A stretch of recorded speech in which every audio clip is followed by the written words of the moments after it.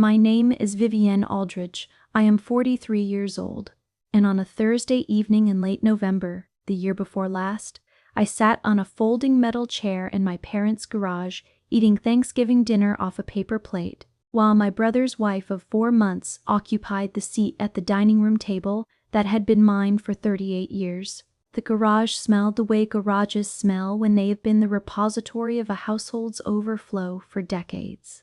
Motor oil and old cardboard and the cold that seeps through a concrete floor, even when the outdoor temperature is still technically above freezing. My father's riding lawnmower sat 3 feet to my left.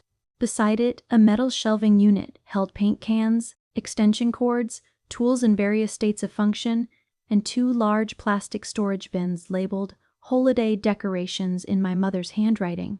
Bins I had helped her sort and organize 2 Christmases ago, kneeling on that same concrete floor while she stood above me directing what kept and what went.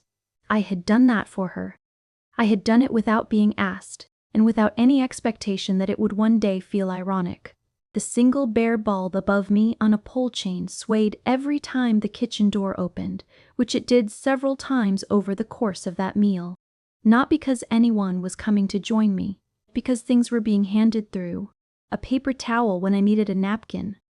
A second helping of stuffing in a plastic bowl. A can of sparkling cider, one of 6 the family had brought to this dinner, which my mother had stored out here because the kitchen refrigerator was full.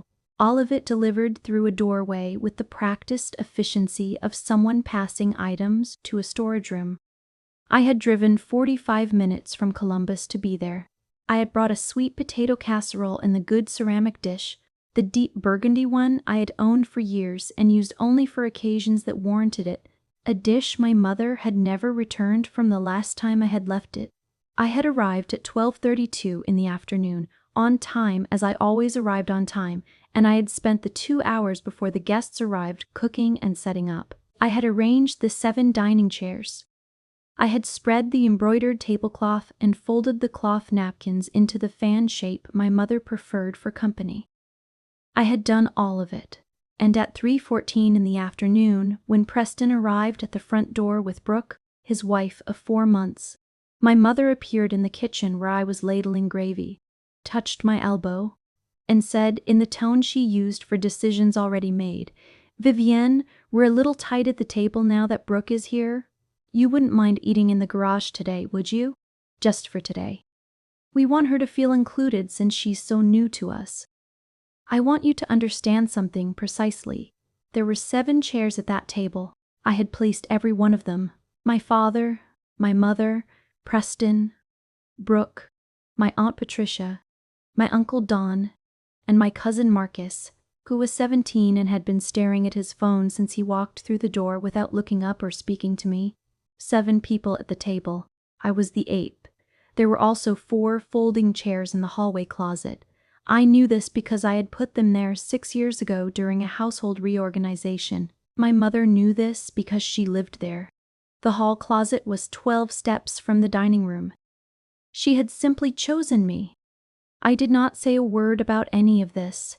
I looked at her in the kitchen doorway and said, "Of course, Mom, whatever works," in the same even voice I would use to say I would grab more ice. And I filled my plate and walked through the side door and sat in the metal chair and ate my Thanksgiving dinner 3 feet from the lawnmower.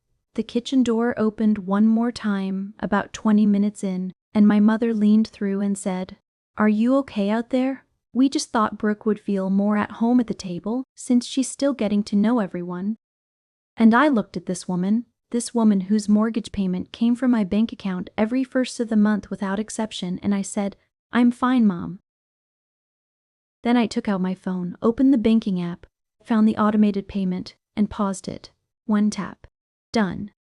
What they did not know was that I had spent the previous 22 months building something they knew nothing about, something that had been growing quietly in the hours before their calls and after their calls, in the margins of a professional life they had never asked about in any specific detail. I had been building a way out and a way forward simultaneously. I had built it in silence. This is that story. Before we go further, I want to pause and ask you something real. What part of the world are you watching this from tonight? And what time is it where you are? Leave it in the comments below. I read every single comment and I love knowing where these stories travel. And if you have ever been the person who gave without being seen, who kept a family running while being treated as optional, please like this video and subscribe to Revenge Chronicles. New stories every day. Now let me take you back to the beginning, because this story does not start in the garage. It starts 19 months before I was born. My full name growing up was Vivienne Louise Aldridge, and I entered the world 19 months after my brother Preston Dale Aldridge. And those 19 months were the most consequential biographical fact about me for the first 20 years of my life. Not my grades, not my aptitude, not anything I did or did not do. Just the sequence. Just the fact of arriving second. Our parents were Gerald Aldridge, who went by Jerry, and Linda Aldridge, née Cosgrove. Our father spent 32 years in insurance sales for the same regional firm, building a pension that was real but modest. Our mother worked part-time as a dental office receptionist until Preston started middle school, at which point she resigned too. As she explained to the neighbor over the back fence on a July afternoon when I was 11 years old and within clear earshot of my bedroom window, be more present for her son. She said her son. I was standing 3 feet away holding a library book. I remember the particular quality of that sentence, the way it arrived without apology, without awareness, the way truths do when they have not been examined. We lived on West Haven Drive in Millbrook, Ohio, 45 minutes south of Columbus. The house was a 4-bedroom colonial with beige siding and dark green shutters, covered front porch with my father's rocking chair on it from May to October every year without fail, and a garden along the south wall where my mother grew roses with the focused and rewarded attention of a person who had found something that responded to her exactly as she wished. The house was solid and well-maintained and had been our family's address for 40 years by the time the events of this story took place. Preston was the elder, and in our family, the elder was also the center. He was broad-shouldered and easy in conversation, with a laugh that changed the temperature of rooms and a talent for being liked that was entirely natural and entirely untested by any difficulty requiring him to work for it. He played varsity football in high school, which, in Millbrook, was a social credential of substantial weight.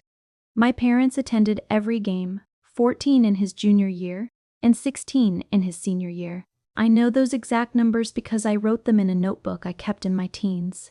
Not out of deliberate grievance-keeping, but out of the compulsion of a person who has learned that documentation is the only way to make invisible patterns visible. I ran cross-country. I placed second at the regional championship in my junior year, the best result any athlete from our school had produced in 11 years. My mother said "That's wonderful, honey," at dinner that week and asked Preston how his knee was coming along. The favoritism was not the occasional kind that embarrasses itself and reforms. It was structural. It was built into the load-bearing walls of our family, which meant it supported everything above it and could not be removed without redesigning the whole edifice. I understood this by the time I was a teenager, though I could not have named it that way. I just knew that the room was arranged for someone else, and that I lived in it anyway, and that the arrangement was not going to change unless I changed my relationship to the room. 3 examples, because they are instructive and because vague claims about favoritism are not the kind of evidence I find useful. In my sophomore year of high school, I was accepted to a summer academic enrichment program at Ohio State University. The program was competitive, 2 weeks on campus, science and mathematics focus, a genuine credential for a college application. The cost was $600, which I knew my family could afford. My mother told me she was not comfortable with me being away from home for 2 weeks at 15 years old, that she thought it was too young for that kind of independence, and that perhaps in a year or 2 I could look at something like it again. That same summer, Preston, who was 16, attended a week-long football camp in Cincinnati with 4 of his teammates, stayed in dormitory housing, and was driven there by my father on a Saturday morning with what I remember as general enthusiasm. I never mentioned the discrepancy. I simply noted it. In the fall of my senior year, I applied for a small scholarship through a local civic organization, $150, intended for students with demonstrated academic achievement and financial need. I filled out the application myself, wrote the essay myself, and submitted it on time. My mother helped Preston write his application for a different scholarship that same month, sat with him at the kitchen table for 2 evenings going through the essay, reviewed the final draft. He received the scholarship. He thanked her at dinner and she said she was so proud of him. I had not told her I had applied for anything. She had not asked. In the spring of my junior year, I brought home a report card with a 4.0 grade point average, the first perfect semester I had achieved. I put it on the kitchen counter when I got home and went upstairs to do homework. When I came down for dinner, it was gone. I never found out if she looked at it or moved it or set it somewhere. No one mentioned it at dinner. That same week, Preston had made a particularly good play in a practice game, and my father described it to us in detail over the meal, using his hands to show the angle of the run. I am not telling you these things to construct a case. I am telling you these things because they are the foundation, and because you cannot understand the architecture of what follows without understanding what it was built on top of. Preston's college education was paid for in its entirety. 4 years at Ohio State, room and board, a car for his sophomore year, a trip to Florida after graduation with 4 of his closest friends, and the security deposit on his first apartment. When my time came, I received 1 semester of community college funding. Then, in August before my second semester, my mother sat me down at the kitchen table and told me that money was tight and I would need to find my own way for the rest. I saw the congratulations card on the kitchen counter from the spring, the one celebrating my father's promotion to a corner office. The card was still there. I could read the words from where I sat. I took out loans. I worked a coffee shop from 5:45 in the morning until 9, 3 days a week. I worked data entry at an insurance office 3 afternoons. I waitressed Friday and Saturday evenings. I graduated with a 3.9 grade point average across 4 years that I funded entirely myself and completed while maintaining employment that would have been the main story of a different person's life. I was accepted to a graduate program in finance on a full teaching assistantship I had earned on my own academic record. I passed the CPA examination on my first attempt at 26 years old. I framed the result letter, not for sentimentality, but for documentation, and I hung it on the wall of the 3rd-floor studio apartment where I lived that year, the one with the radiator that knocked all winter in the parking a block and a half away. By 30, I was managing a portfolio of small business clients at a regional accounting firm in Columbus. By 33, I was a senior manager. By 35, I was on a partner track that I knew would take time and require a patience I was not sure I had. My professional record was the strongest in the Aldrich family by every measurable standard. At family dinners when I mentioned this, the subject changed. When Preston mentioned an idea he was entertaining, the table leaned forward. The financial arrangement began 6 years before that Thanksgiving. My father had retired at 67 and discovered within 18 months that his pension and his Social Security combined did not cover the mortgage on the West Haven Drive Colonial, the property taxes, the utilities, and the medical expenses that were growing each year as they aged. He called me on a Sunday morning in March at 11:22. He almost never called me. I remember standing in my kitchen watching the call come in and understanding before I answered it that something had shifted. He told me they were in trouble. He told me Preston was not in a position to help. He asked me if there was anything I could do. I said I would handle the mortgage. I did not negotiate the terms or extract any promises. I looked up the remaining balance that afternoon, $162,000 on a 9-year term, and I set up an automatic monthly transfer of $3,000 directly to the mortgage servicer, covering the full payment and providing a small cushion. I sent my father a brief email that evening telling him to expect the first payment by the 15th, and then I went back to what I had been doing. Over the 6 years that followed, I made 72 consecutive payments. I also paid 2 property tax shortfalls totaling $4,200 across 2 separate years. I replaced their water heater in year 3, $2,800, because it failed in January and they could not go without heat in January in Ohio. I bought my mother a new washing machine in year 4, $850, because hers had died and she was driving to the laundromat twice a week, and not mentioning it, but mentioning it in the particular way of a person who is hoping to be heard. In those 6 years, Preston had missed 4 Thanksgivings, arrived late to 3 Christmas dinners, and contributed financially to my parents' household exactly twice. A $200 check on their anniversary, and a set of patio furniture from a discount sale that my mother later told me had come from a scratch and dent outlet. In those 6 years, I had contributed, in total, $224,750. In return, I had received the reliable experience of being treated as the second most important child in the family, which had been my experience for the full 43 years of my life, and which I had long since incorporated into my expectations of gatherings like Thanksgiving.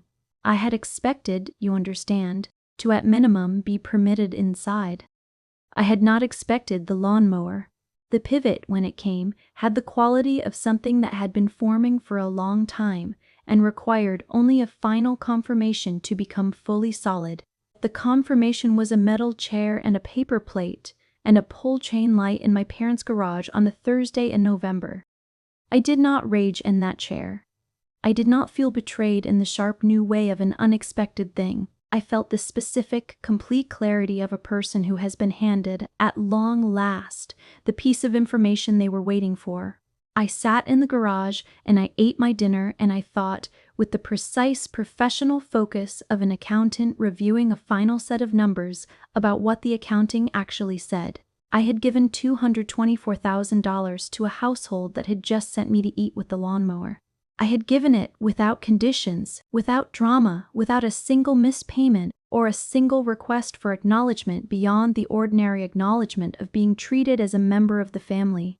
I had given it, and on the most American of family occasions, in the coldest month of the year, in front of a sister-in-law I had met twice. I had been handed a paper plate and directed through the side door. I paused the payment from the garage. Then I drove home. Then I sat at my kitchen table for a long time with the spreadsheet open and the numbers in front of me. I want to tell you what that night felt like, because it was not what you might expect. It was not angry. It was not grief-stricken. It was something quieter and more resolute than either of those things. It was the feeling of a person who has reached the end of a very long document and understood, finally and completely, what the document says. I had been, for 6 years, the financial foundation of a family that had been telling me since I was 11 years old that I was secondary. I had funded the house where they gathered and seated other people in my chair. I had kept the lights on in a room I was not welcome to sit in. And the remarkable thing, the thing I sat with at that kitchen table on a November night in Columbus, was that I was not surprised. I was only finally, fully informed. I opened a new document. I began writing the plan. The plan was clean and simple because I had been living adjacent to it for 22 months already. It had 3 parts. First, the payment was paused and would remain paused indefinitely. $3,000 per month would now move into the reserve account I had been building for my business. Second, the business itself, Aldrich Financial Group, a financial consulting practice I had registered as an LLC in December of the year before last. 23 months prior to that November evening, I had started it in the margins of my full-time career, early mornings and evenings and weekend hours, 1 client at a time, 3 engagements to begin with, then 5, then 8, now 11, with a revenue trajectory that was approaching and would soon exceed my salary at the firm. I had a plan for the crossover. I would now accelerate it. Third, I would wait. I would not call. I would not write a letter. I would not explain. I would let the silence do its work, and I would pay attention to what came back. The silence lasted 11 days. The weeks between the garage and the first phone call were among the quietest I had experienced in my adult life. I did not fill them with activity the way I might have in earlier years, the restless doing that substitutes for stillness when stillness feels too close to grief. Instead, I let them be quiet. I ate dinner at my kitchen table and looked at the city lights and thought about what I actually wanted, which is a question I had not sat with fully in a very long time. What I wanted was not revenge in the way that word is usually meant. The burning down, the public humiliation, the visible accounting delivered in front of a crowd while someone's face crumbles. That kind of want had never been available to me because it requires a level of feeling that runs hot, and what I felt in those weeks was not hot. It was clear, precise, the emotional temperature of a very good spreadsheet. What I wanted was for the truth to occupy a room. That was all. I wanted the accurate version of the family's financial history to be spoken aloud clearly and without softening, in a setting where it could not be managed away or diluted into something easier. I wanted my contribution to be named for what it was. I wanted the garage to be named for what it was. And I wanted whatever came next to be built on those accurate foundations rather than on the pleasant fictions the family had been collectively maintaining for 6 years. These are modest wants. They are the wants of a person who has spent decades learning to ask for very little and to be precise about what she asks for. And they were, I knew, entirely achievable.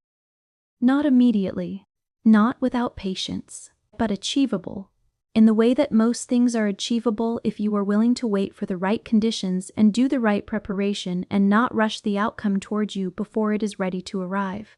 I had been patient before.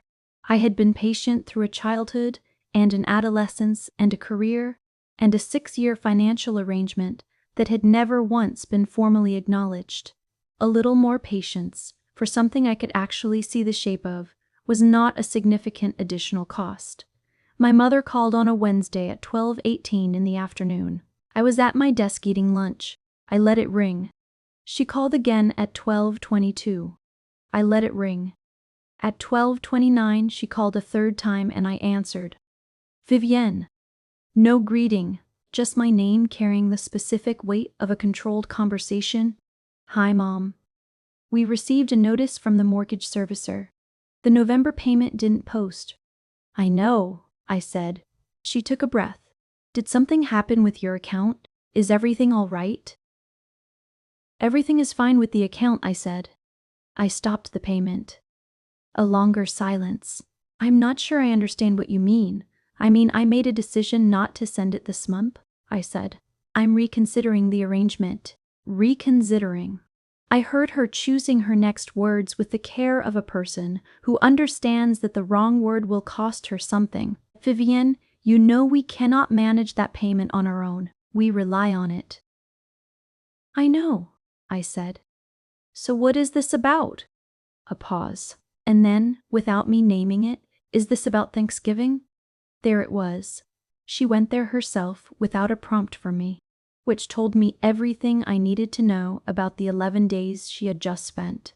She had been waiting since the garage doorway, since the moment she handed me that paper plate and watched me carry it through the side door, to find out when and how it was going to come back.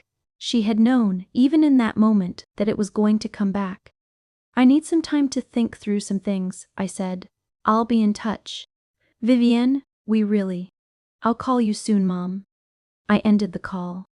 She called 7 more times over the following 3 weeks. My father called twice, which was more than he had called in a combined full year. Preston called on a Friday evening, so irregularly that I looked at the screen for a moment before answering. Running through the last time he had called me voluntarily and being unable to locate the memory, he asked if I was okay. He asked with a sincerity that I believed, whether I was having any kind of financial difficulty. He asked, with slightly less sincerity but not none, whether I could please consider keeping the payments going just for a while longer, just until he could get himself into a better position. I said I would think about it. He thanked me and said I was the best. He did not ask about the garage. Whether he had been told or simply hadn't thought to ask, I could not be certain. I did not ask him. The months between December and the following June were the most concentrated period of professional growth I had experienced since the early years of establishing my career. With $3,000 per month returned to my own column, and with the consulting practice operating at increasing capacity, I restructured my financial situation with the focused deliberateness I bring to client work. When the numbers finally make sense and the right path is visible, In January, I retained a certified financial planner named Derek, who had been recommended by one of my consulting clients and who spent our first meeting efficiently establishing that my situation was considerably more favorable than most people in it realized. I had been conservative with my own finances for years, a habit of someone who knew that the reserves could be called on, and the result was a foundation that looked significantly different once the monthly obligations I had been carrying externally were returned to my own account.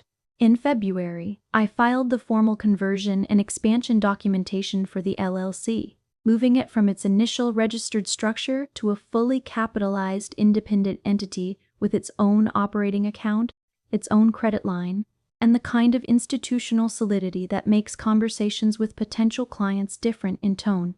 I had been operating it somewhat informally until this point, the way you maintain something you are still deciding about. I was no longer deciding. In March, I submitted my resignation from the firm, 60 days' notice as my contract specified.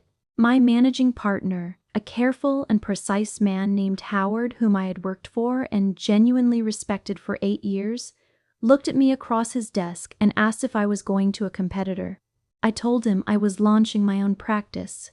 He sat with that for a moment, and then said he was sorry to lose my billings, which I appreciated because it was honest and because it was the kind of acknowledgement that, in a professional context, was actually worth something.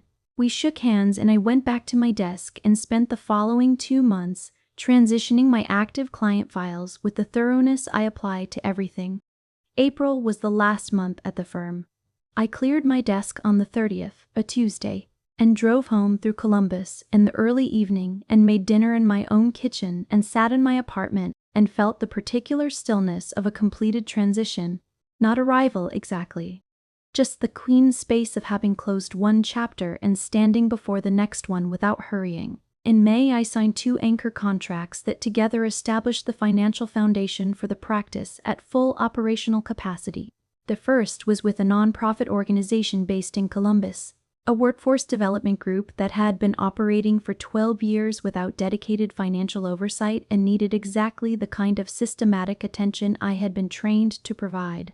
The second was with a family-owned manufacturing company outside Dayton, a client I had been developing the relationship with for several months, and who came with a complex situation, multiple business entities, a succession planning need, and a level of trust in my judgment that I found genuinely motivating. Both contracts were multi-year engagements. Both came with referral clauses that would prove valuable within the first 12 months. In June, I brought on Rachel Tennyson, a part-time bookkeeper whose name had come up independently from 2 of my existing clients, which is the most reliable kind of reference.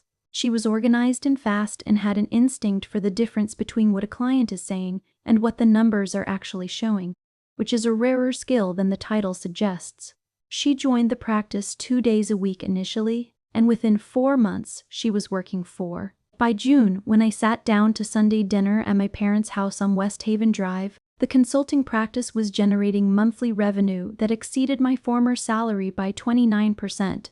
I had been building it for 23 months without mentioning it to any member of my family, not because I was concealing it, but because no one had thought to ask what I was building, and I had long since stopped volunteering information into spaces that did not inquire. My mother had called in late May with warmth as her current strategy, having moved through management and pleading and silence in the months since November.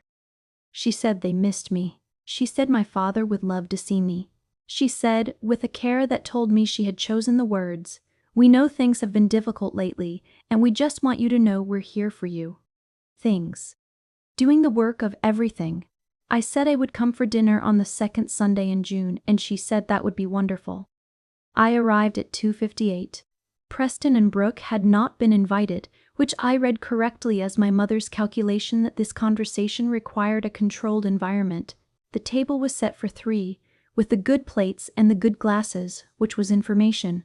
My father rose from his chair when I came in and said, "There she is," and my mother met me in the hallway with her characteristic embrace, and I sat down and we ate pot roast and talked around the edges of the thing we were there to talk about. And then my mother set her fork down with the careful deliberateness of beginning a prepared statement. She told me about the notice.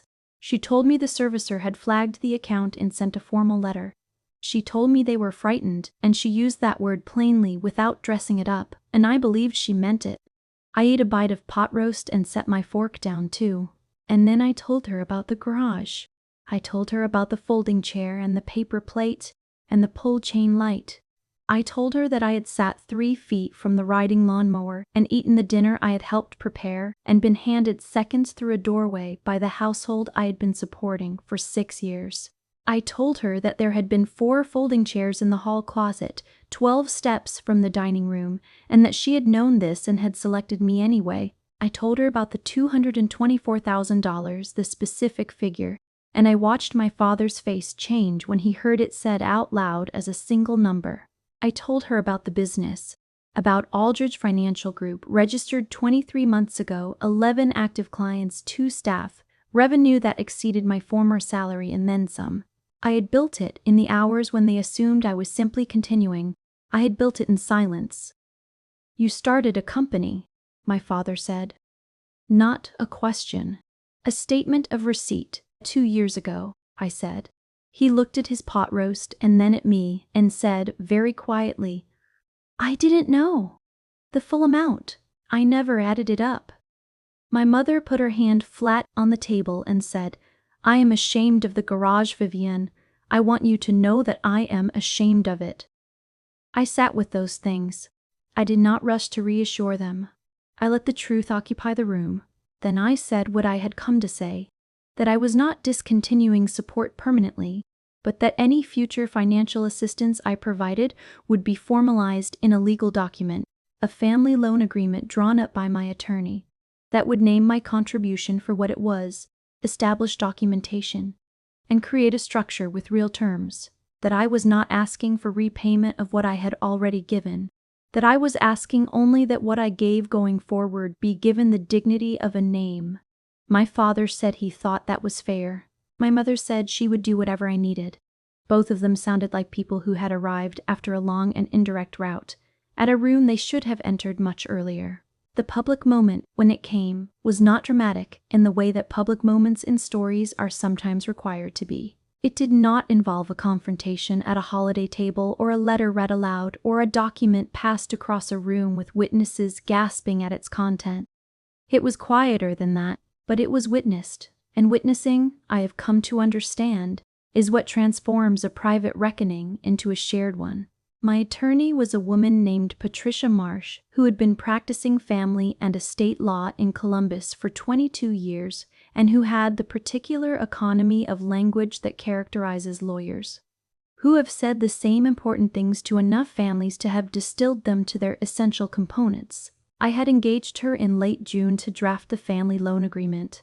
She reviewed my accounting records, the 6 years of payments and supplemental expenses, and did not say anything about the number except to note its accuracy, which was how I knew she was good at her work. She arranged the signing meeting for a Thursday morning in July. The conference room was on the 4th floor of a building downtown, with tall windows that let in the morning light at a low angle, and there was coffee on a credenza and a small dish of mince that no one touched.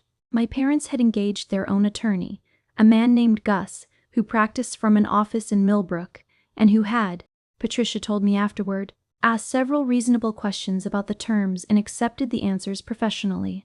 This was the right way to do it, and I was glad they had done it. We sat across from each other at the conference table, my parents on one side, myself on the other, our respective attorneys at the ends. Gus walked my parents through the document one more time. Patricia sat with her hands folded. I sat with mine. The document established 3 things.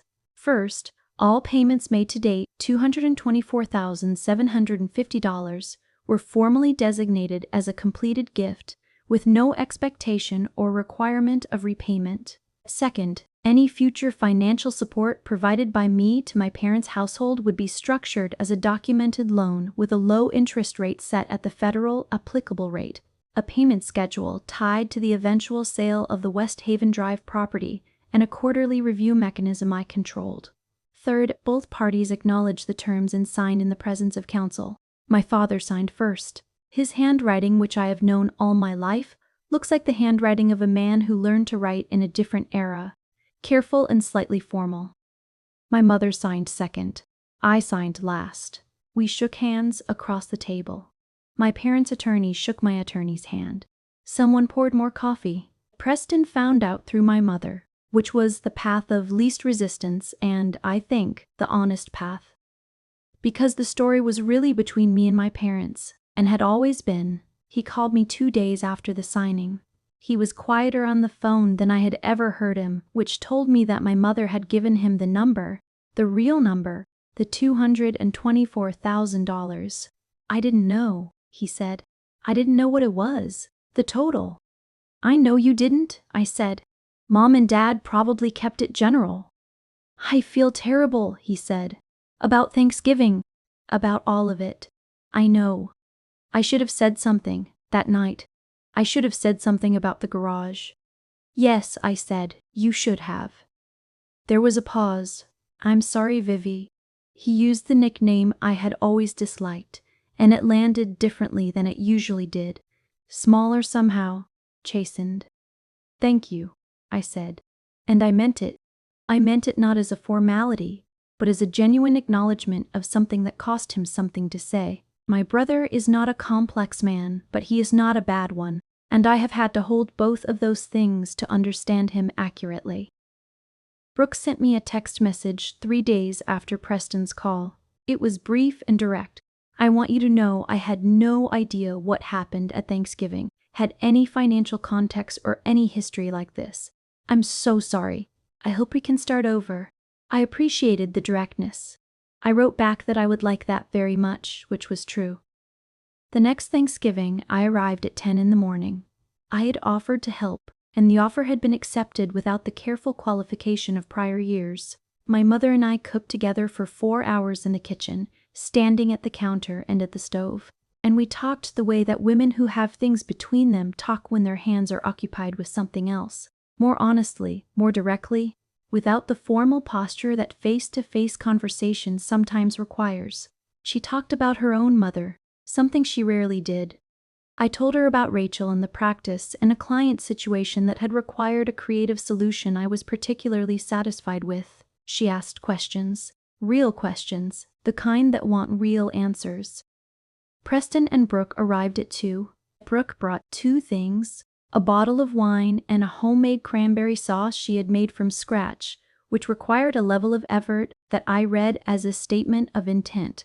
We talked during the hour before dinner with the carefully calibrated ease of people who are beginning to build something rather than maintain something, which is a different kind of conversation and a more hopeful one. My cousin Marcus arrived with his girlfriend, who was studying environmental science and had clear opinions about the cranberry sauce's superiority to the canned variety, which made everyone laugh. Uncle Don fell asleep briefly in the recliner before dinner and was gently woken by Aunt Patricia with the practiced efficiency of someone who has been doing this for 40 years. My father carved the turkey at the head of the table, which he has always done, moving the carving knife with a focused competence that I have always found genuinely pleasant to watch. A man at home in one particular moment. I sat in my chair. The old captain's chair with the slight wobble in the left rear leg. The same wobble it has had for as long as I have been sitting in it. A feature so familiar I had never thought to describe it until now. I sat in that chair and ate my dinner and listened to the conversation move around the table with the ease of people who are, for the first time in a long time, not managing anything, just eating together. I thought about the garage. I thought about it precisely, holding the specific details, the lawnmower, the pull chain light, the paper towel instead of a napkin, the door opening to hand things through rather than to let me in. I held those details not as wounds but as records. The garage happened. The paper plate happened. What I did afterward happened. All of it is part of this story. And the story is true from beginning to end. The accounting in my family is different now, not unrecognizable from what it was, because 40 years of pattern do not dissolve in a single year of honesty. But different, measurably, documentably different, in the way that things are different when the numbers have changed and the structure acknowledges the numbers. My parents make their own mortgage payment now, from their own accounts. with the modest additional support of a formally documented arrangement that I review quarterly and that has a specific end date tied to the property, a date both parties have acknowledged and agreed to. I have not been to the garage since that November, not because I have made a rule about it, but because no one has sent me there. The consulting practice is in its third year of operation, 11 active clients, 2 part-time staff members, a revenue number that continues to move in the right direction each quarter. I have a lease on my office space through the following 2 years, with an option to expand, which I will likely exercise before the option expires. Above my desk there is a frame that holds a single piece of paper, the original payment confirmation from the first $3,000 transfer I made to my parents' mortgage servicer 6 years ago on a Sunday afternoon in March, when I had decided, without long deliberation, that I was capable of doing this for them, and so I would.